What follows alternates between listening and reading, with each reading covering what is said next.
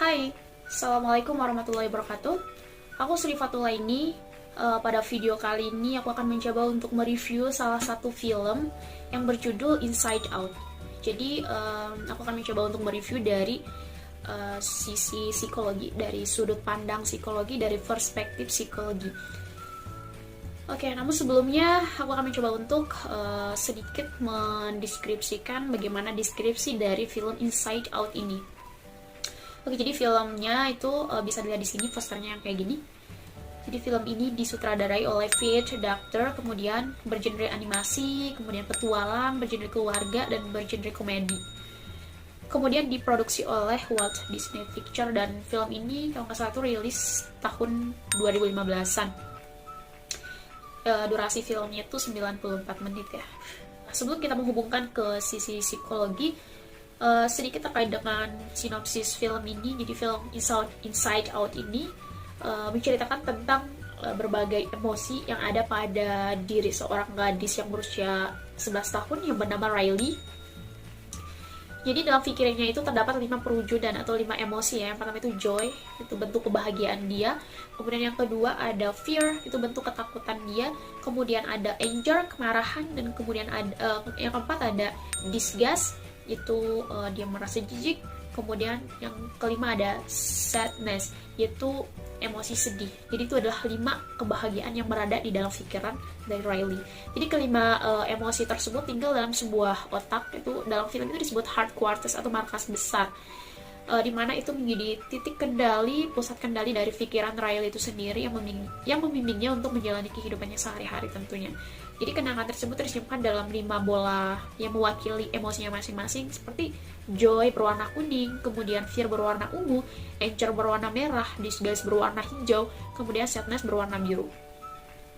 Jadi ketika masih kecil, Riley itu sangat memiliki watak yang sangat periang, namun berbeda keadaan ketika ia sudah tumbuh menjadi gadis remaja, ketika ia harus pindah ke suatu kota metropolitan, dan di sana dia berusaha untuk beradaptasi dalam lingkungannya yang baru. Jadi sementara Joy kebahagiaannya itu berusaha untuk tetap optimis bahwa Riley itu dapat beradaptasi dengan lingkungan yang barunya dengan cara yang baik.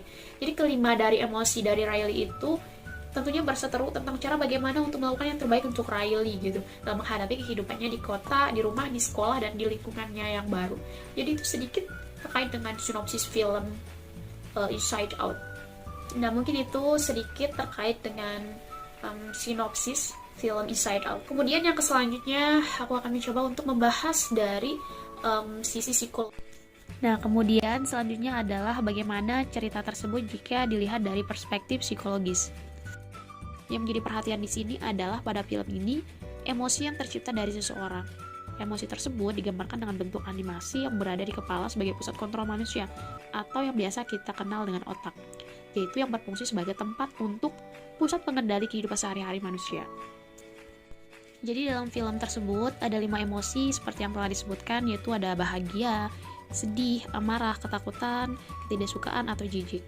Jadi tentunya setiap emosi tersebut saling berkaitan sehingga dapat memudahkan kita untuk mengetahui apa saja perasaan yang ada dalam tubuh kita, untuk kita dapat mengatur bagaimana kepribadian kita dapat terbentuk.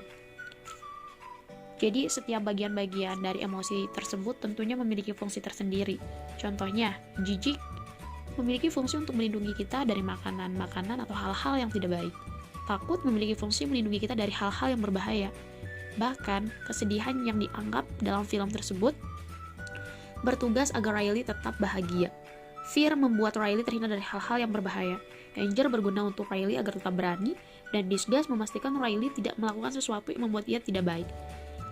Adapun kenang-kenangan Riley yang telah memasuki alam pikirannya digambarkan dengan bola kristal yang berisi memori dengan berbagai warna yang menggambarkan beberapa emosi dari kegiatan yang dilakukannya. Karakter Riley sendiri dibentuk seperti pulau-pulau ingatan yang tersimpan seperti inti memori di samping bola-bola kristal yang tersimpan sebagai ingatannya. Seperti halnya bentuk ingatan yang bersifat kekeluargaan, yaitu terdapat rasa kasih sayang, pertemanan, dan lain-lain sebagainya. Kemudian sifat kepribadian seperti kejujuran, bohong, tolong-menolong, menghargai sesuatu yang baik atau sesuatu yang buruk. Kemudian yang selanjutnya adalah hiburan, seperti permainan sesama permainan semasa hidupnya, teman kecil, kesukaannya apa, dan lain-lain. Kemudian ada imajinasi, jadi di sini pemikiran yang bersifat khayalan. Kemudian yang terakhir itu kecerdasan, jadi ini adalah nilai-nilai inteligensi yang dimiliki. Kemudian yang terakhir itu ada kecerdasan, yaitu nilai-nilai intelijensi yang dimiliki. Jadi beberapa pulau tersebut dikendalikan oleh pusat pengendali di mana di sini disebut sebagai otak yang menyimpan berbagai ingatan yang ada. Namun ada juga tempat yang dijadikan sebagai tempat pembuangan yang mana memori-memori telah terbentuk di masa lalu itu dibuang, dilupakan, ditinggalkan, dan itu merupakan ingatan yang tidak penting. Selain itu juga ada juga tempat di dunia mimpi, bahkan sampai alam bawah sadar. Tetapi adanya beberapa ingatan yang tercipta itu akan membuat suatu karakter dari kepribadian seseorang tanpa ia sadari, karena itu semua ia dapat saat dalam tahap pengembangan fase kehidupannya. Nah, yang selanjutnya adalah keadaan menjadi kacau di saat Riley memperkenalkan diri dengan kelas barunya kepada teman-temannya. Itu ketika ia menceritakan tentang kepindahannya yang membuat Riley sangat berbeda dan berubah. Ini terjadi adanya disfungsi, ya ini tidak atau kurangnya berfungsi salah satu kemampuan atau ekspresi dari suatu sifat kepribadian. Selain itu juga di saat terjadinya kontak emosi yang tinggi, ada rules yang mengatur Riley sehingga kesedihannya tidak berlebihan, yaitu modulasi emosi yang tidak dapat disembunyikan atau direda. Fisik ekspresinya, tetapi emosi tersebut dikontrol sehingga tidak meledak-ledak. Dari film ini kita dapat menyimpulkan bahwa pikiran kita dapat merespon suatu hal yang sama dengan cara yang berbeda. Selanjutnya adalah analisis film Inside Out berdasarkan teori emosi di atas. Jadi ada 5 hal positif yang bisa diambil dari film ini berdasarkan teori emosi. Yang pertama adalah emosi merupakan energi pendorong manusia.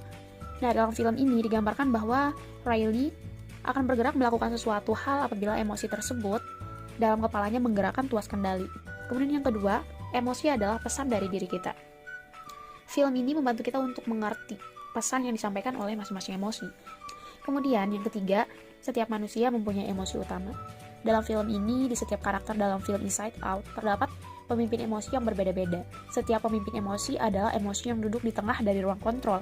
Kemudian yang keempat adalah hati-hati ketika Angel memegang kendali hidup kita. Artinya dalam film ini jika dilihat, ketika si Joy dan Sadness terdampar atau terlempar keluar dari ruang kendali, maka tersisa 3 emosi yang mengendalikan Riley. Dari ketiga emosi tersebut, Angel yang kemudian menjadi pemimpin dan paling sering mengambil kendali. Tetapi ketika akhirnya Angel mulai mengambil alih kehidupan Riley, malah menjadi semakin buruk karena sikap yang ditujukan Riley selalu marah. Kemudian yang terakhir, emosi adalah kacamata kita dalam memandang dunia. Nah, mungkin itu saja review singkat terkait dengan sisi psikologis dari film Inside Out. Kurang lebihnya, mohon maaf. Sekian, assalamualaikum warahmatullahi wabarakatuh.